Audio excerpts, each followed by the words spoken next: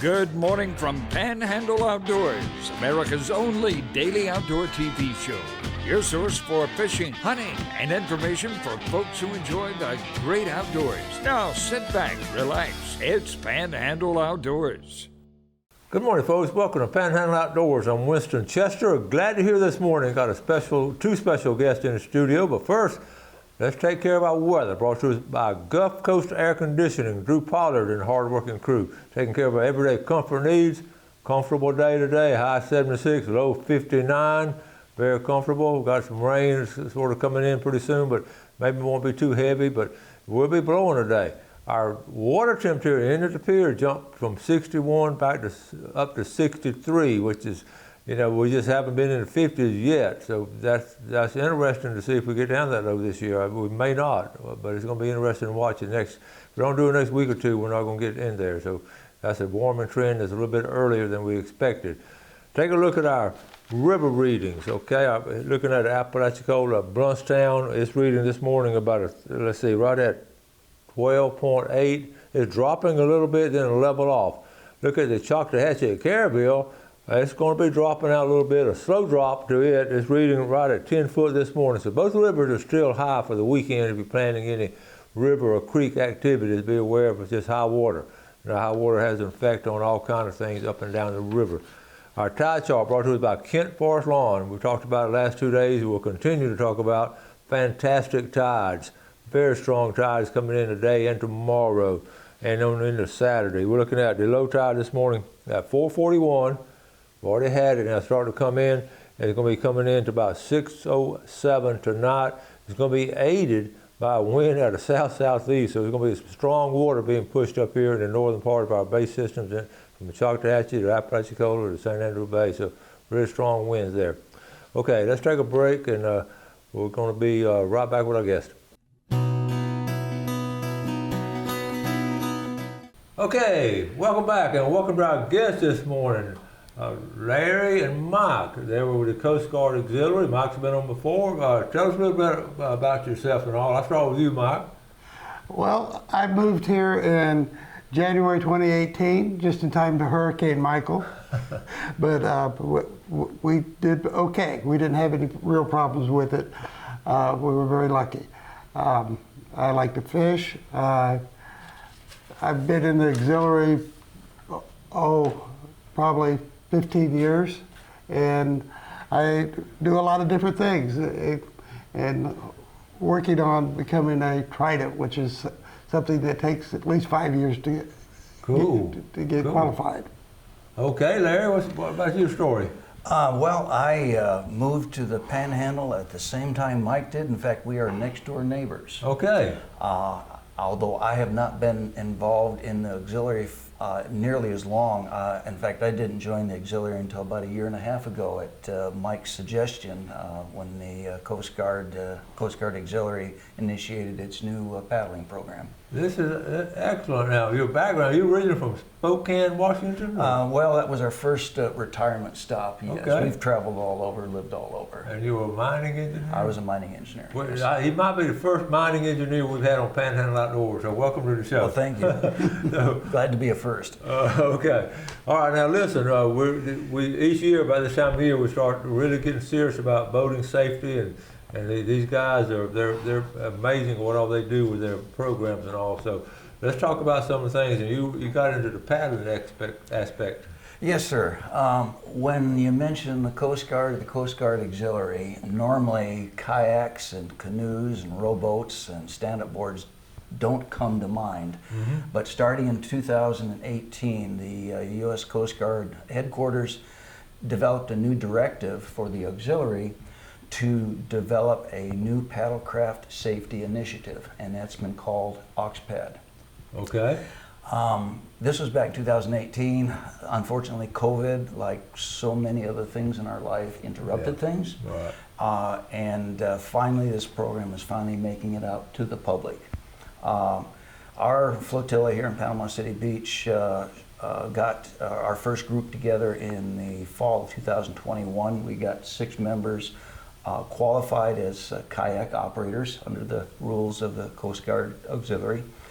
And in 2022, we finished our first full year of operation. Okay. And so we're pretty happy that we were able to accomplish quite a bit. We covered a big area. We covered all the way from Fort Walton Beach over to Carabel, because we're the only flotilla on the coast in the Coast Guard Auxiliary that has an AUXPAD group. Okay. I guess it makes sense before we talk a lot about what AUXPAD is we had to talk about why, because people are surprised that the Coast Guard cares about kayaks and canoes. Mm-hmm. Paddlecraft as a recreational sport has just exploded the last 10 years. Anyone with a couple $100 overnight can become a boater. And they come home with their kayak, paddleboard, and throw it in the water the next day, and they're in the business. Yep.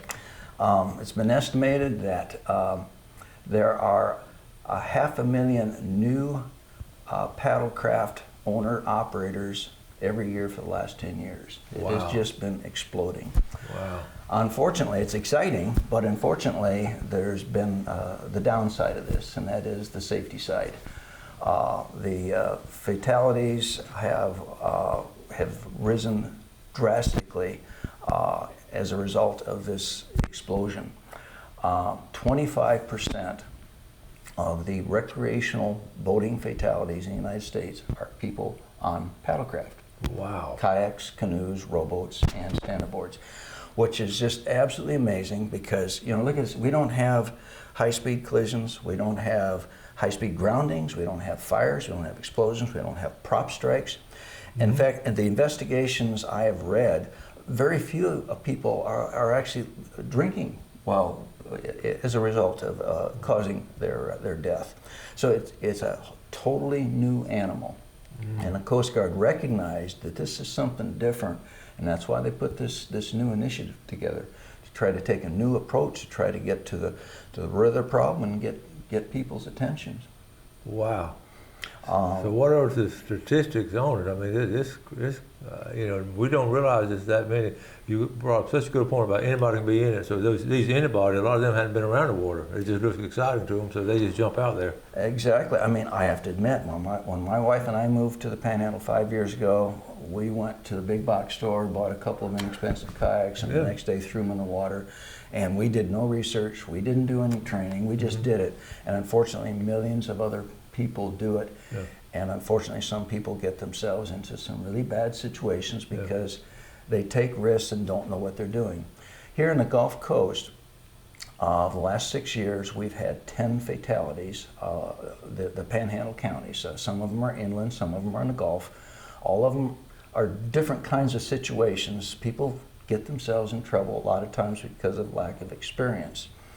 But there was one common thread, and that is the investigations indicated that it did not appear that any of the 10 were wearing their life vest, their personal flotation device at the time of their death. Wow. Okay, that's a good one. Let's go ahead and stop and take a break. We'll be right back.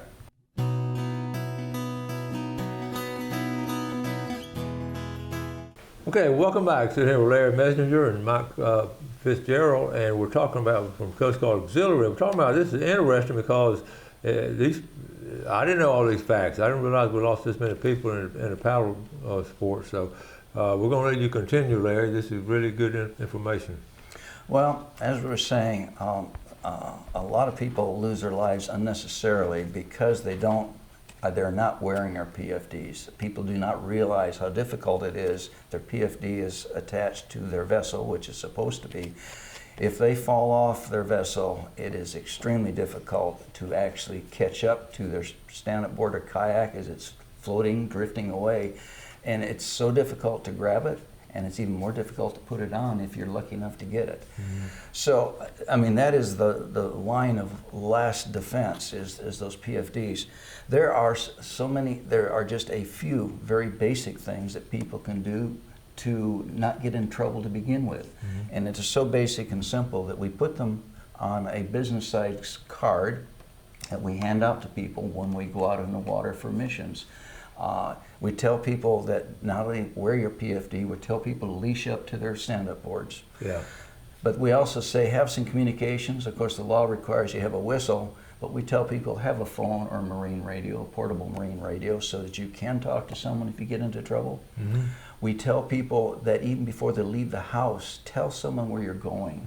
Tell your neighbor or friend, text them, say, hey, we're going out to Lake Powell. There's 3 of us. We got, you know, tell them you got a red kayak and a green kayak and a blue kayak, and we're going to be back by 5 o'clock.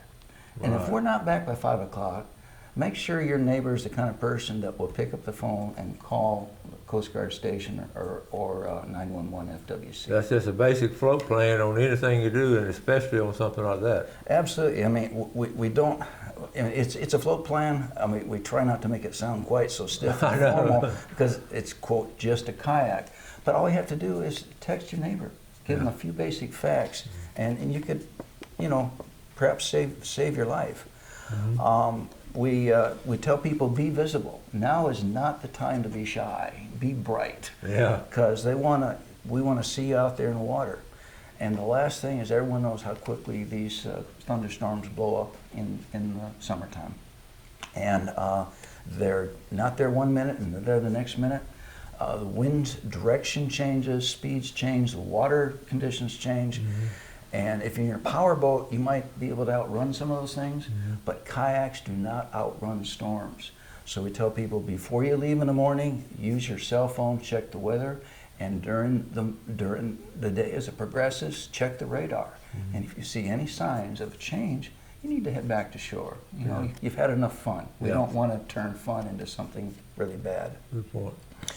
So that's what we tell people, and that's why the Coast Guard is involved in paddle crafting.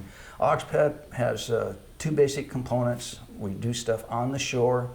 We go out and visit stores, rental dealers. This is something new for the Coast Guard. We have spent a lot of time visiting rental liveries to talk to them about safety and their programs. With new dealers, we have new owner kits.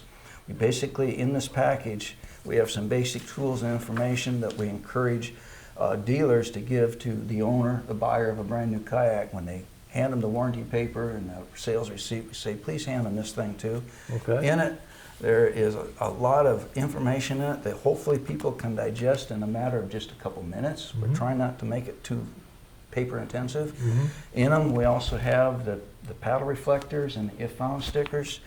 Really, But these go on a paddle. These reflectors, I mean, when people looking for you at night or something, or even in the water, reflecting that sun.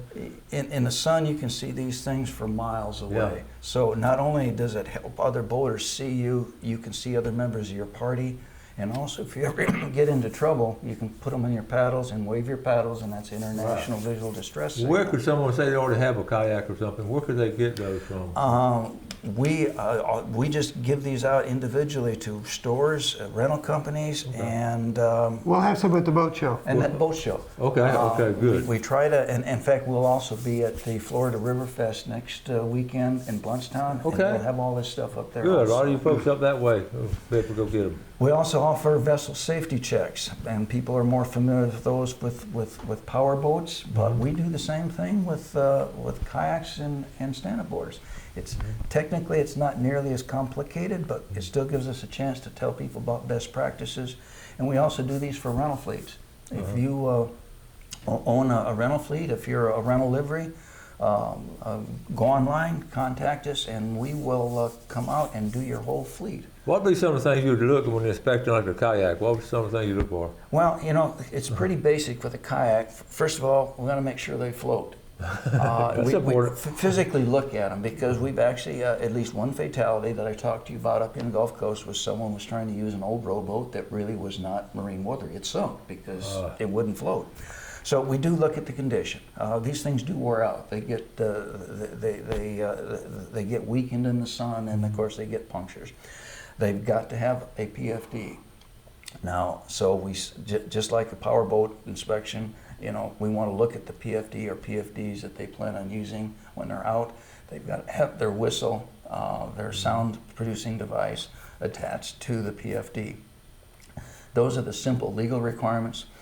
But then we talk an awful lot about what we consider to be their best practices. Again, do you have a phone you can take out in the water? Do you do float plans? And we just basically check the boxes so that everyone has an opportunity to hear our messages. Okay. And it's good to try to get in deep water, get out of your kayak and try to get back in. Because that's when people get in trouble. Just practice doing it all. Just Yeah. Practice getting in. In order for us to get our qualification, we had to do that, and I thought the trainer was nuts, because why get out of a perfectly good kayak in the lake? Well, I found out why. We had to swamp the kayak, empty it, turn it back over, and use several different methods of reboarding it, and it's very difficult. Yes, it is. That's a good point, though, to practice that. Okay. And so social media is a big deal. These people that are buying these kayaks are young people. They live on social media. Oh, yeah. So part of our mission is to ourselves get engaged in social media. Okay. On the water, we do on-the-water patrol with our qualified operators. Our purpose is to just go out there and greet the public. We give out these cards to people, see what they're doing, see if they've got any questions for us. And hopefully we're demonstrating good practices so they can see us doing the right things. Okay, sounds good. We're going to take our final break and be right back.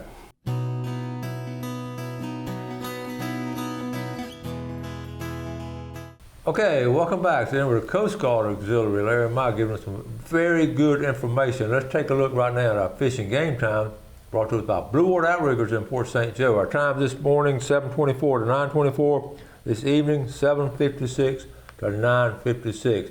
Okay, Mike, it's over your turn to do some talking. You've got a lot of stuff too, so. Well, it's the time of the year when we're getting our boats ready to go back out. We need to make sure everything's good. And please check your electrical system. Things get corroded over the winter, and you need to make sure the lights and everything's working. And speaking of inspecting, we do that. We do free vessel checks. We do recreational, and there's also, what this flyer is talking about. It's free. We just make sure you have all the right safety equipment, and we are not law enforcement. We just walk away if we just tell you what you need. Yeah, this is something good. Y'all do this a lot, I know, and y'all find all kinds of things to help people out. You really do. Yeah, and then there's the people with six-pack, also called UPV. Okay, that's it. Okay, right here. All right, we'll go. Now, these vessels are regulated, but they're uninspected. But you can get an inspection. Right now is a good time to do it before you get busy. Normally we find something wrong that they could potentially have a ticket out on the water. Mm-hmm. But we do them at no charge, and we'll come to you. We'd like to get them done before people get busy. The big thing is that decal to put on there. That's awesome. Yeah, and the decal for them, unlike the recreational is calendar year. Mm-hmm. This is month year. So they last for an entire year. So okay. Good stuff. So that's good. Now, part of this is if you're going to charter a boat to go fishing or sightseeing or dolphin watching, the captain is supposed to be licensed. You got to be licensed. That's right. He's supposed to be licensed. He's also supposed to be a member of a drug testing program. Usually, it's a card for a consortium. And you can look for these stickers. If there's more than 6 passengers, they have to have they're an inspected vessel. The Coast Guard does inspect those. If there's 6 or less, then it's what we call a 6-pack, and that's what this other license is. The fines are pretty heavy, $41,000 per day. That's pretty strong. Yes, it is.